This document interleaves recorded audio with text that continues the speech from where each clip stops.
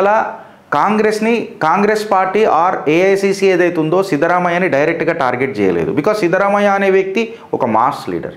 Minority vote bank కోసం అయితే ఏదైనా చేసేస్తాడు మైనారిటీ ఓట్ బ్యాంక్ కోసం.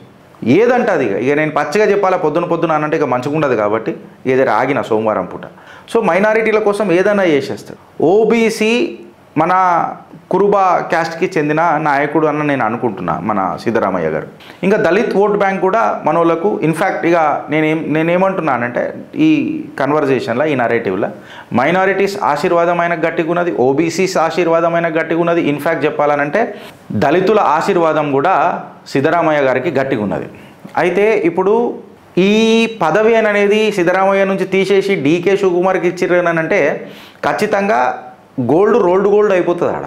ఇప్పుడు మొన్నటిదాకా గోల్డ్ ఉండే కదా కర్ణాటకలో, ఇప్పుడు రోల్డ్ గోల్డా అని చెప్పి సీదా అయిపోతుంది. ఇది నేను అనుకున్న మాట కాదు, ఏఐసిసి అనుకుంటున్న మాట. ఇప్పుడు గోల్డ్ ఎవరు, రోల్డ్ గోల్డ్ ఎవరు అని అనేది గిరీష్ గాడో, సౌత్ ఫస్టో లేదా పలు పత్రికలు డిసైడ్ చేసేది కావు. క్లియర్ కట్గా చెప్పాలని అంటే కాంగ్రెస్ కమిటీ డిసైడ్ చేయాలి. కర్ణాటక కాంగ్రెస్ కమిటీయా లేకపోతే ఏఐసిసియా ఇది చేయాలి.